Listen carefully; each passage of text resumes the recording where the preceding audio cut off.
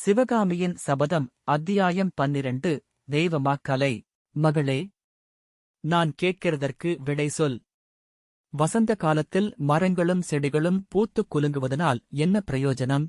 பௌர்ணமி ரவில் பூரண சந்திரன் பால் நிலவை பொழிகிறதே, அதனால் என்ன உபயோகம்?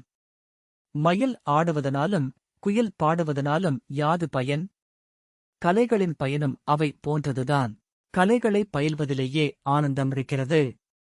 அந்த ஆனந்தத்தை நீ அனுபவித்ததில்லையா? இன்றைக்கு ஏன் இப்படி பேசுகிறாய்? அம்மா, சிவகாமி மறுமொழி சொல்லாமல் எங்கேயோ பார்த்த வண்ணம் இருந்தாள். காதளவு நீண்ட அவளுடைய கரிய கண்களில் முத்துப்போல் கண்ணீர் துளிகள் துளித்து நின்றன.